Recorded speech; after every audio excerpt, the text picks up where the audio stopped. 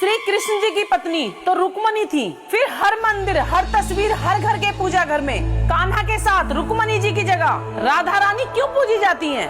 आखिर एक विवाहित पत्नी के साथ युगों युगों से इतना बड़ा भेदभाव क्यों? जिस औरत के साथ साथ फेरे पड़े वो मंदिर के गर्भगृह से बाहर रह गई और जिनसे विवाह का कोई सामाजिक प्रमाण ही नहीं मिलता, वो भगवान के बाएं अंग में विराजमान करके पूजी जाने लगी। आखिर ये कैसा रिश्ता है जो बिना फेरों के ही सीधा मंदिर तक पहुंच गया? अब अगर आप किसी आम इंसान से पूछोगे कि राधा रानी का विवाह हुआ था, तो 99% लोग कहेंगे कि नहीं, उनका तो विवाह हुआ ही नहीं।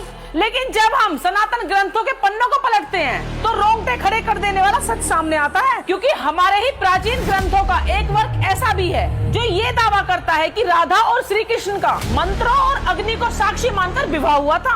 अब जरा सोचिए, अगर विवाह हुआ था तो फिर ये समाज क्यों नहीं मानता? और अगर विवाह नहीं हुआ था तो फिर मथुरा के पास भांडीर वन में आज भी हर साल लाखों भक्त उसी विवाह का जश्न क्यों मनाते हैं? चलिए आज बात तथ्यों के आधार पर करते हैं। इस रहस्य को सुलझाने के लिए सबसे पहले समय का गणित समझना पड़ेगा। जब भी ये सवाल उठता है कि राधा और कृष्ण का विवाह क्यों नहीं हुआ, तो लोक कथाओं में तरह तरह की बातें बोल दी जाती हैं। कोई कहता है राधा जी बड़ी थी, कोई कहता है उनका विवाह आयान नाम के ग्वाले से हो चुका था, तो कोई कहता है उनका प्रेम भौतिक दुनिया से ऊपर था। चलिए ग्रंथों की काल गणना पे भी नजर डालते हैं। कृष्ण का बचपन गोकुल और वृंदावन में बीता। माखन चोरी, रासलीला, यमुना के घाट, ये सब उनके बचपन के दृश्य हैं। कथाओं के अनुसार जब कंस का बुलावा आया और कान्हा वृंदावन छोड़ के मथुरा गए, उस वक्त कान्हा की उम्र मात्र 11 बरस थी।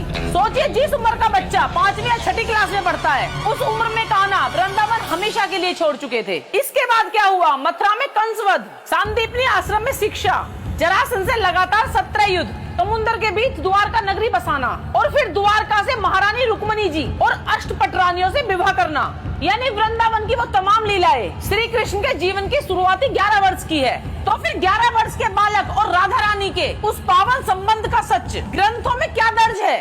अब एक ऐसा तथ्य जानिए जो आपको हैरान कर देगा। सनातन धर्म के 3 सबसे प्राचीन और प्रमाणिक ग्रंथ महाभारत, विष्णु पुराण और श्रीमद् भागवत पुराण, इन तीनों ग्रंथों में राधा नाम का एक बार भी जिक्र नहीं आता। हाँ, ये इतिहास का एक कड़वा तथ्य है। महाभारत में कृष्ण के जीवन का एक सेकंड दर्ज है, लेकिन वहाँ राधा रानी का नाम नहीं है। श्रीमद् भागवत पुराण, जिसे कृष्ण लीला का महासागर कहा जाता है, वहाँ भी वेद व्यास और सुखदेव जी ने राधा नाम सीधे तौर पर नहीं लिखा। तर्क देने वाले कहते हैं कि राधा रानी का नाम तो 12वीं शताब्दी में जयदेव के गीत गोविंद के बाद प्रसिद्ध हुआ, लेकिन संतों के पास इसका ऐसा जवाब है जो दिल को छू जाता है। कहा जाता है कि कथा सुनाने वाले महर्षि सुखदेव जी राधा रानी के परम भक्त थे। वो जानते थे कि उन्होंने अपने मुख से राधा शब्द बोल दिया तो वो प्रेम की एक ऐसी समाधि में चले जाएंगे कि 7 दिनों में राजा परीक्षित को कथा सुनाना असंभव हो जाएगा। इसलिए उन्होंने नाम मिटाया नहीं, बल्कि श्लोकों के भीतर छुपा दिया। भागवत में रासलीला के समय श्लोक आता है, अनाया राधितो नून भगवान हरिश्वर,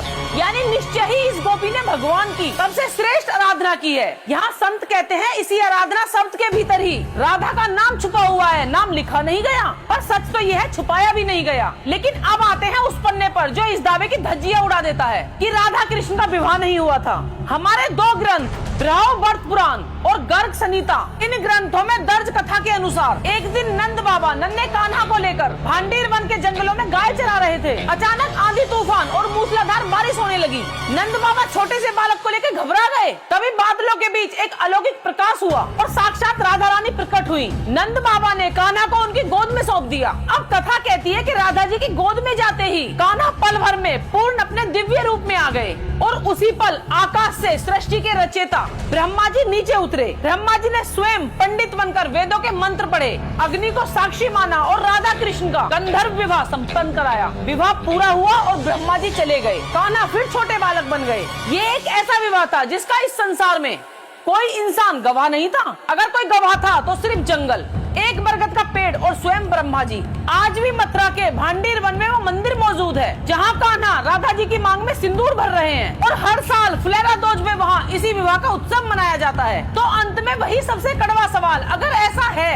तो पत्नी रुक्मणी जी के साथ ऐसा भेदभाव क्यों? वो मंदिर के बाहर क्यों रह गई? इसका सबसे बड़ा उत्तर स्वयं शास्त्रों के उस दर्शन में छिपा है, जब महारानी रुक्मणी ने खुद द्वारका में श्री कृष्ण से यही सवाल पूछा था। रुक्मणी ने पूछा था कि प्रभु, मैं आपकी विवाहित पत्नी हूँ, फिर भी संसार मेरे नाम से पहले आपका नाम नहीं लेता, राधा कृष्ण ही क्यों कहता है? तभी कृष्णा ने मुस्कुराकर बोला, रुक्मणी विवाह दो अलग अलग व्यक्तियों के बीच होता है। जहाँ दो अलग शरीर हो, दो अलग आत्माएं हो, वहाँ समाज के नियम और फेरों की जरूरत होती है। लेकिन जहाँ दो शरीर है ही नहीं, सिर्फ दो आत्माएं हैं, वहाँ विवाह किससे और किसका? नारद पंचरात्र स्पष्ट कहता है, राधा कोई अलग स्त्री या केवल गोपी नहीं है, राधा श्री कृष्ण की ही उनकी शक्ति और उनकी आत्मा है। और महारानी रुक्मणी भगवान श्री कृष्ण के राजधर्म और उनके ग्रस्त अवतार की संगनी बनी। इसलिए जहाँ कृष्ण राजा बनकर पूजे जाते हैं, वहाँ आज भी रुक्मणी ही उनके साथ विराजती हैं। लेकिन जहाँ कृष्ण प्रेम और भक्ति के अवतार बनते हैं, वहाँ उनकी आत्मा राधा उनके साथ आकर खड़ी हो जाती है। पत्नी ने अपना धर्म और राजधर्म निभाया, लेकिन रुक्मणी जी के साथ कोई भेदभाव नहीं हुआ। राधा रानी मंदिर के गर्भगृह में इसलिए बैठी है क्योंकि वह कान्हा का मंदिर नहीं, कान्हा का हृदय और उनकी आत्मा है। अगर आज आपको राधा कृष्ण और रुक्मणी जी के इस आध्यात्मिक रहस्य का उत्तर मिल गया हो, तो इस वीडियो को शेयर जरूर कीजिएगा और कमेंट में राधे कृष्ण जरूर लिख के जाना। राधे कृष्णा।